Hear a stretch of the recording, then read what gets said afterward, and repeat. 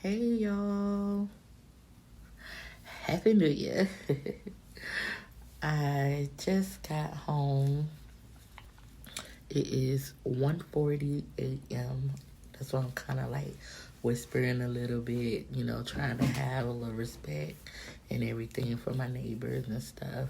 Because it's some thin walls. I be hearing shit or whatever, but that's not what this video is about. This is going to be the first Cigarette Diaries of the year on the first bitch. So let's just get into it. If you happen to be under the age of 18, this video is not for you. If you happen to have very sensitive ears to swearing, or you're a very religious person that only totes your Bible on Sunday, that can't stand our words like hoe, cunt, fuck, shit, motherfuck, asshole, bitch, this video is not for you. So you can go ahead and get up out this video right now and go ahead and go about your business, because this video is not for you. I was just rubbing shea butter on me, y'all. I just want y'all to know, because I know I'm a little shiny or whatever, skin just glowing right now, but I gotta go get my sponge on the next, little clip. You'll see me with my sponge, but I gotta rub the shea butter in, so that's why you see me shiny. But anyways, went to this New Year's party and I had a great time. Everybody is cute. Everybody is ready to bring in a new year. Everybody drinking. But anyways, I'm with my friend. We in this party. We having a good time. We drinking up this shit because it's open bar. This is an extravagant party, y'all. A nice party. They got like hors d'oeuvres. They got like a little fountain, a little chocolate fountain. It was just a nice setup and everything. Ready to bring in a new year and shit. Everybody's drunk. Everybody's drunk by the time the ball, because I think the party started at 9:30. So everybody was drunk by the time the ball dropped. We did a little countdown and everything. And oh, my bad, that's my spoon come from to eat my cake from the party. But anyway, all of a sudden, there's like this big, because I look over to my left. I looked over to the left, but I look over to my left. There's like this big crowd of people. You can hear the commotion. You can hear them, there's something going on. Like they fighting, because I hear like glass breaking and, furniture moving and shit like that. They fighting, and these some white folks. So I walked closer to the crowd. I went through some tables and everything because they was on the further side. As I walk towards the crowd, you can hear the scuffling and hearing and hitting and shit. Like, let me go, let me go. And then, you can see the people that, was in the head of the crowd trying to break them up and everything. And by the time they let them go, by the time I got up there, they was apart from each other. And he was like, I knew you guys were still fucking with each other. Let's call one Becky A and then the other one Becky B. So he's the husband is telling Becky A that I knew that you was still fucking Becky B. And so Becky A said, who is the wife, said, and I knew that you was still fucking Becky B too. That's why I was continuing fucking Becky B as well. I mean, she said it as a fast comeback. Like, she was ready. Like, what he was giving her, she was giving back to him. And it was like, let's digest this for a minute, though. That mean they had a threesome, right? Right? Am I wrong? That mean they had a threesome and they still fucking with Becky B, right? So, security was trying to just get them out of there because it drew the crowd. It was, basically disorderly like a motherfucker.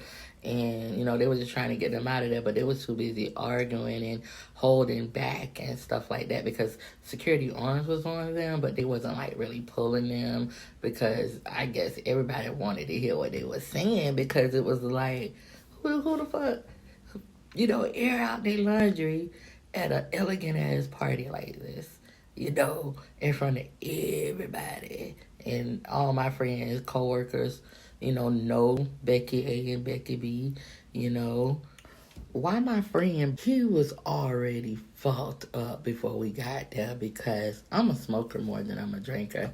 I knew that I wasn't going to be drunk. He was fucked up because he normally smoked mid, Reggie.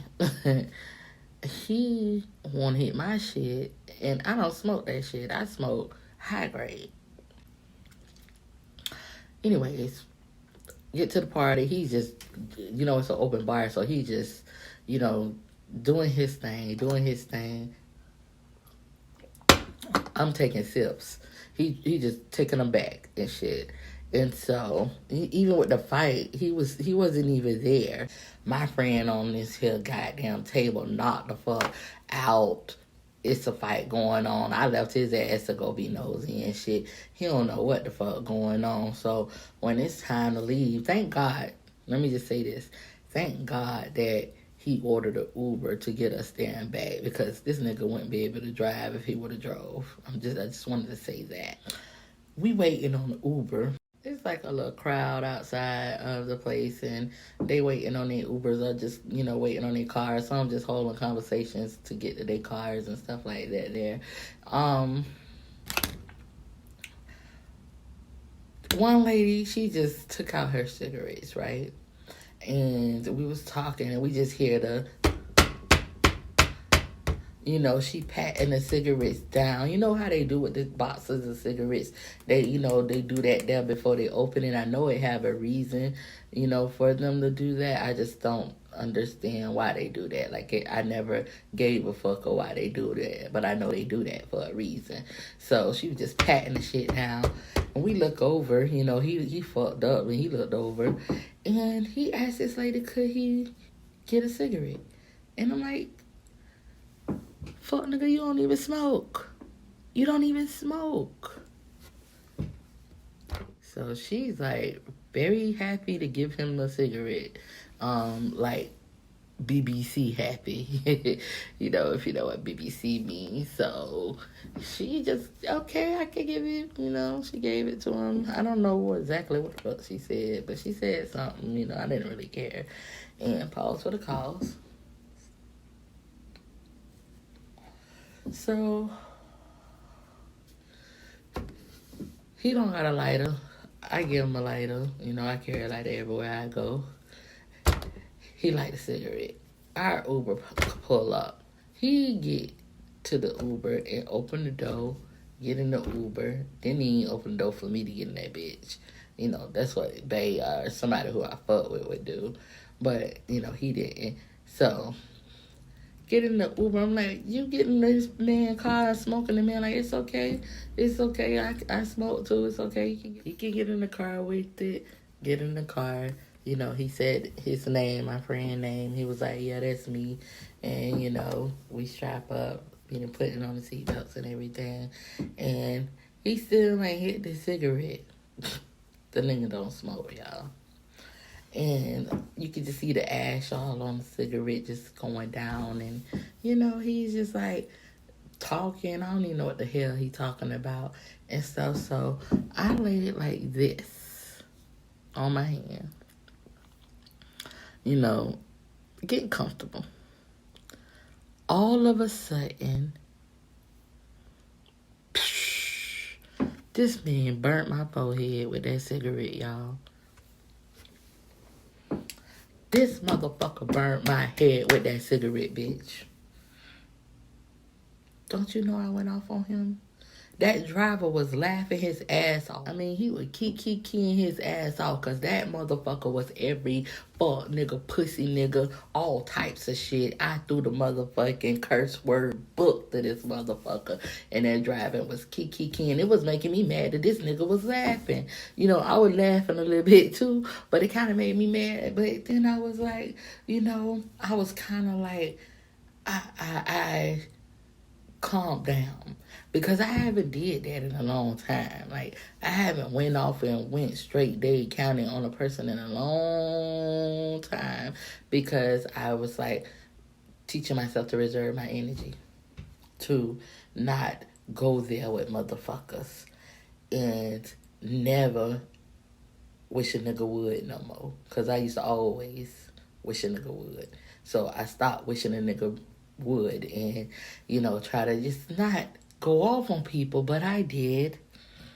And so the Uber ride went from, you know, toxic to meditative moment for me, because I was quiet and I was in my head chanting and giving myself affirmations, and then said, okay, now that it's de-escalated, let me apologize, because it was an accident. He was explaining while, you know, while I was fuck nigga pussy nigga in him and shit like that, he was explaining to me that, you know, he was trying to find out if the man had an ashtray in the middle console or whatever, so he could put the cigarette out.